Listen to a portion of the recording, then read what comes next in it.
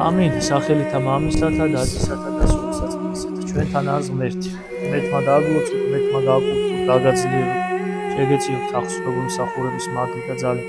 დღეს არის სენება ღირსისა მამისა ანინე ხუცისა, იგივე მღვდლისა, რომელიც ქალკედონიაში დაიბადა და პირველი ქრისტიანული, ესე რომ ვთქვათ, შემეცნება და სწავლა მოძღვრება ოჯახშივე მიიღო, მაგრამ მცირეწლოვანი იქნება, როდესაც მშობლები გარდაეცვლება და 15 წლის მოზარდი უკვე მიდის მონასტერში. მონასტერში იწყებს ცხოვრებას, აღიკვეცება ბერად და ესე წლებს ატარებს მონასტრული ცხოვრებით. და შემდგომ გადაწყვეტს, რომ წავიდეს უკვე მონასტრის გარეთ. ანუ დაეყუდოს მარტო ცხოვრებით. არა მამებთან ერთად ცხოვრებით, არამედ მარტო ცხოვრებით. და მიდის დინარე იმ ადგილასო, სადაცო სირიასა და სპარსეთსო დინარე ევფრატის შუაზე ყოფდა, ანუ საზღვრად ექცეოდაო და იმ ადგილას იწყებს დაყუდებულ ცხოვრებას წმინდა ანინე. იქ ერთ-ერთ თანამოსაგრესთან ერთად, მაიუმთან ერთად იწყებს ცხოვრებას. კაცრი მოღვაწეობით ცხოვრობდნენ. მარხვის განმავლობაში წარმოიდგნენ საერთოდ საკვებს არ იხმევდნენ ხოლმე. წარმოიდგინეთ წელიწადში რამდენი მარხვის სამარხო დღეა ხო და ამ მარხვის დღეები საერთოდ არ იკვებებოდნენ. კაცრად ცხოვრობდნენ. წყალსაცო მონასტრიდან, ამ ადგილიდან ძალიან შორს იყო წყალი და ხელით ეზიდებოდნენ ხოლმე წყალს და მძიმე შრომას და ჯაფას წევდნენ. მაგრამ წმინდა ანინეს უდიდეს სიწმინდის საზომისათვის ჰქონდა მიღწეული. ერთხელაცო, როცა წყალზე წავიდა, დროზე ადრე დაბრუნდა და წარმოიდგინეთ თავისი თანამოსაგრე მაიუმი მიხვდება, რომ რაღაც სასწაულთან არის საქმე, თორე ეს მალე ვერ უნდა მოსულიყო და მართლაც სასწაული იყო, რომ ეს წყლის ჭურჭელი ისე სასწაულებრივად აღივსო უფლის ანგელოზისგანო, რომ დაუჯერებლად სწრაფად მობრუნდა უკან. რაღაც დღის განმავლობა, რაღაც პერიოდს რო აყოვნებდა, იმაზე ძალიან მალე მობრუნდა სავსე ჭურჭელით. და როდესაც ნახავს თანამოსაგრე წმინდა ანინეს სიწმინდეს, სთხოვს, რომ ჩემი მოძღვრად შეიქმნიო, ჩემი მოძღვარი იყავიო და ამაზე უარს იტყვის. წმინდა ანინე თავის სიმდაბლის გამო, რომ ვიღაცა მორჩილიყო და ასე შემდეგ თვითონ თვლიდა თავს უღირსად და თვითონ უნდოდა, რომ ვინმეს დამორჩილებულიყო და ვინმესთვის ეამებინა თავისი ცხოვრები და ამის შემდეგ წმინდა მაიუმი განდეგილობიდან მიდის სხვა ადგილას, ხოლო ადგილზე რჩება წმინდა ანინე ხუცესი და აქ აგზელებს მოღვაწეობრივ ცხოვრებას. მის შესახებ მრავალი ადამიანი იგებს, მრავალი ადამიანი მოემართება მისკენ, იღებენ სწავლა მოძღვრებებს, მრავალი რჩებოდა და ვერ მონაზვნ ცხოვრებას აგზელებდა წმინდა ანინესთან ერთად. ერთხელ ესეთი შემთხვევაა, როდესაც თანამგზავრები მაშვრალნი, დამღლნილი მოდიან და წყლის დალევას თხოვენ. მაგრამ წყალი არა აქვს, წარმოიდგინე და იმ იმედით, რომ ღმერთი არ დატოვებდა, წმინდა ანინე თავის მოწაფეებს გააგზავნის დამშრალ ჭასთან. რომ წადითო და წყალი მოიტანეთო. ყველამ ხო იცის, რომ წყალი არის, მართლა მივა და ეს ჭა სავსე დახვდებათ მის მოწაფეებს და მოიტანენ და სტუმრებს გაუმასპინძლებიან, დაღლის სტუმრებს და დაარწყულებენ წყლით და ესეთი მრავალი სასწაული აღესრულებოდა და შემდეგო როცა დაშრა ისევე წყალი, შემდეგო მოერიდაო ღმერთისთვის ეთხოვა კიდე წყალიო და ისევ შორს მიდიოდა წყლის მოსაზიდად, რომ საკვები წყლისთვის, ესე რომ ვთქვათ, იმ ადამიანებისთვის წყალი ქონოდა. და ამის შესახებ ნეუკასარიელიო ეპისკოპოსი გაიგებს, რომ ესე წვალობს წყლის მოსატანად. ერთხელ აჩუქებს სახედარს, მეორეჯერ აჩუქებს სახედარს და წმინდა ანინე რა შვება? სახედარს აძლევს გაჭირებულ ადამიანს, რომელსაც ჭირდება მიწის სიტყვაზე დასახვნელად, მიწაზე სამუშაო და სხვადასხვა სამსახურისთვის ესეთ გაჭირებულ ოჯახებს აძლევდა. რამდენჯერმე გაუგზავნეს, მაგრამ არა, თვითონ არ დაიტოვა. თვითონ გადასა გაჭირებულ ოჯახებს. და ამის შემდგომ, როდესაც ვახსენეთ, რომ მრავალი ადამიანი იყრიდა თავსო, ერთ-ერთი ქალი მიდის მასთან უძლური, რომ მისი ლოცვით განიკონოს და გზად ავაზაკით შეხვდება მას. და როდესაც ფულის გამოძალოს დაუწყებს, ამ ქალბატონს არანაირი ფული არ მოეპოვება და მერე რას გადაწყვეტს, ძალა იხმაროს მასზე. და ამ ქალბატონს გაახსენდება თუ ვისთან მიდის და ლოცვით თხოვს შეწევნას, რომ ანინეო, მამაო ანინე, დამეხმარეო, შემეწიო. და მართლაც ეს ადამიანი ავაზაკი რო გაიგებს ამ ხმას, ამ მოწოდებას ანინესადმი, შეძრწუნდება და გაიქცევა და გადარჩება ეს ქალი. მე როდესაც მივა ანინესთან მოუხმობს ამ სასწაულის შესახებ და ის ავაზაკი ცოტა ხანში მოვა, შეინანავს, მოინათლება და წმინდა ანინესთან დარჩება. წარმოიდგინეთ ამ სასწაულის ხილველი.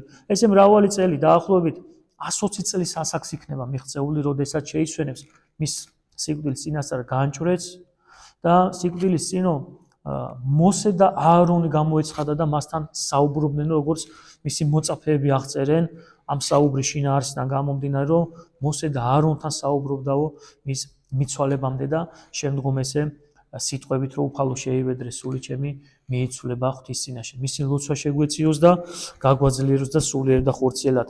თითოეული ჩვენგანი არ უფიქრდებით ერთ-ერთ მძიმე სენს, მძიმე ცოდვას, რომელიც არის ეგრეთ წოდებული აუმეხსიერება. ანუ ადამიანზე ცუც რო ჩაიდებთ ხოლმე გულში, ჩავიდებთ ხოლმე გულში, ხშირად ვიმახსოვრებთ ხოლმე და მთელი ცხოვრება ზოგჯერ ადამიანი წლებით მოყვება ის, რომ ვიღაცაზე ვართ გულბოროტულად განწყობილები. ანუ არ პატიობთ არაფერს. საერთოდ არაფერს ერთ სიტყვასაც კი. და ამ დროსო სწავლებაა, რომ ლოცულობთ, მარხულობთ, სიკეთეს ვაკეთებ და იმედი გვაქვს, რომ ღმერთი ამ ყველაფერს შეიწირავსო, თუ მით უმეტეს ად ჩვენ მოყვაზე გულბოროტად ვიქნებით განწყობილო. პირდაპირ სწავლება ხომ მოგეხსენებათ, რომ თუ შეწირავდო, შესაწირავსო და მოგეხსენაო, რომ ვიღაცას გული ატკინე, დაუტევე შესაწირავი, წადი, პატიებას თხოვე და მერე მოდი, მერე გააგრძე. ეგრეა ყველაფერში. ლოცვა გინდა, მარხვა გინდა, სიკეთე გინდა, თუ ვიღაცას აწყენინე, პატიებას თხოვე. თუ ვიღაცა ჩვენზეა ნაწყენი და ჩვენი პატიების შემდგომაც არ გვპატიობს, ეს უკვე მისი ცოდვა, ანუ არ პატიობს, თორე ჩვენ ყველას უნდა ვაპატიოთ და ჩვენი ხრივ ყველას შენდობა უნდა ვთხოვო და ამასთან შესახებ წმინდა ანასტასის სინელი გვარიგებს. საშინელი ცოდვა, როდესაც ვინმე ეკლესიაში მიდის და ამ დროს ახლობლის მიმართ გული რისხვით აქვს სავსე. იგი ფარისეულურად წარმოთქვავს სიტყვებს. მოგვიტევე ჩვენ თანანადებნი ჩვენი ვითარცა ჩვენ მიუტევებთ თანამდებთა მათ ჩვენთან. ყოველდღე ვამბობთ მამაუჩვენოს ლოცვებს, ხო? დასაწყის ლოცვებში არის. შეიძლება ისედაც მოვიხსენოთ, ხშირად ვილოცოთ. იქ პირდაპირ რომ ვამბობთ უფალსო ღმერთო, მოგვიტევე ჩვენი თანანადებნი, ანუ ჩვენი ვალები, ჩვენი ცოდვებია. ჩვენი ვალები გვაპატიე ისე როგორც ჩვენ ვაპატიებდით სხვას. და ჩვენ თავს თითქოს ჯავს ჩვენვე გამოუტანთ ხოლმე. ჩვენ არ პატიობთ არავის, ღმერთსაც ვეუბნებით, არ ჩვენ მაპატიო ღმერთო. ჩვენ ვაპატიებთ, ღმერთს ვეუბნებით, რომ აი ღმერთო, მე ვაპატიე და მეც მაპატიე. oi ადამიანო, თუ კი გულში მტრობის შხამი გაქვს, რატომღა წარმოთქვა მასეთ სიტყვებს? რატომ ლოცულობ და ტყუილ უბრალოდ, რატომღა იტანჯები ფარისეულად? რაც შეღაღადებ ღმერთს მომიტევე, როგორც მე მიუტევებო. სალოცავად მოხვედი თუ სიცრუის სათქმელად? მადლის მოსაპოვებლად თუ მრისხანების დასაკმაყოფილებლად? სახსნელად თუ სატანჯველად? ნუ თუ არ გესმის, რომ უფლის მსახურებისას ნათქვამია. ვიყვარებოდეთ ურთიერთარს, ანუ ლიტურგიის დროს, სანამ უშუალოდ ამ გარდაქცევის მსახურებაზე გადავამღდელი, აი ამ დროს ვამბობთ, ვიყვარებოდეთ ურთიერთარს, კიდე მოწოდება, რომ ერთმანეთის სიყვარულით უნდა მივიახლოთ წმინდა ძღვენს. და ამ დროს ყოველგვარი უსამართლობა და ბოროტება უნდა დავივიწყოთ. დაფიქრდი ადამიანო, როგორ შეგიძლია მტრობით ახსავსე გულით იდგე ღვთის მსახურებაზე, მაშინ, როცა ანგელოზები მსახურებენ და ექვსფრთიანი სერაფიმნი წმინდა სამებას უგალობენ. ყველანი მოშითა დგანა და ღვთის მსახური კი კაცთათვის ლოცულობს. სული წმინდა გარდამოდის მლოცველებს და შენ კიდევ კვლავ დაუნდობლობით ხარ შეპყრობილი. ნუ დაგავიწყდება, რომ თუ კი არ მიუტევებ ძმას, ვინც შენ წინაშე სოდა, თავადაც არ იქნები შეწყნარებული. უფალი მოგიტევს მხოლოდ მაშინ, როცა თავად შეძლებ მიტევებას. ალბათ იტყვი, ბევრჯერ მიუტევე ჩემ ძმას ან დას, მაგრამ მან მაინც მიმტრო და მიბოროტა. ამიტომ აღარ ძალმიც ეს გავაკეთო. ნუ ამბობ ასე საყვარელო არამედ ეცადე მიბაძოთ. აქ მოხმობილია წმინდა სტეფანე და წმინდა იაკობე, რომელიც თავის მკვლელებისთვის ლოცულობდნენ. როდესაც მაგალითად სტეფანეს ქვებით ქოლავდნენ, გააჟღერა სიტყვა მამაო მიუტევე, რამე თუ არ აიციან რას იქვან. ანუ მიუბაძოთ უფალს ამ სათქმებისა, რომ ვაპატიოთ, შეუნდოთ. უფლის ძმებს ჩვენი მტრები უფალს შევავედროთ. მაცხოვარს მიუბაძოთ, რომელიც ჩვენი გულისთვის ევნო, მოითმინა მტრობა და ყვედრება და უფალი მრავალ სოდვას მოგვიტევებს. განვერიდო ძმანო, გულგრძოობის საშინელ წესს, რადგან ყოველგვარი ცოდვა წარმავალია, ხოლო აუმეხსიერება ხშირად გადადის ვნებაში, რომელიც გულს იპყრობს. ასეთი ადამიანი დადის თუ წევს საკუთარი სხეულით ასპიტის შხამს დაატარებს. ამგვარი ვნებით შეპყრობილი ცოდვილი ზეციურ სასუფეველს ვერ დაიმკვიდრებს, შენდობას ვერ ეღირსება, ვერც ღვაწლი, მარხვა, მოწყალება მას სარგებელს ვერ მოუტანს. აუმეხსიერება ყველაფერს ხუპავს. ასე რომ, აი ისევ სიტყვები, უკვე თუ შეწირავდე შესაწირავსა საკურთხეველსა ზედა და მოგეხსენო შენ ვითარმედ, ძმაი შენი გულძვილ რაიმე არ შენთვის, დაუტევე შესაწირავი იგი წინაშე საკურთხეველსა მას და მივე და დაეგე პირველსა ძმასა შენსა და მაშინ მოვე და შესწავლე შესაწირავი შენი. ანუ პატიება, ურთიერთ სიყვარული არის ერთ-ერთი პირობა, როდესაც ვამბობთ, ხშირად გამიგია, რომ აი მზიარებისთვის მზად არ ვარ. აი ამით უნდა მოემზადო. ძმის სიყვარულით, პატიებით უნდა მოემზადო. თუ ჩვენ ერთმანეთი არ გვეყვირება, ჩვენ ძმაზე, ადამიანზე, ოჯახის წევრზე, გარშემოყოფზე ეს გულში მტრობა გვექნება, აი ამით შეემზადე, რომ ეს მტრობა განაგდო და აი ესე მომზადებული მოდი ზიარებისთვის.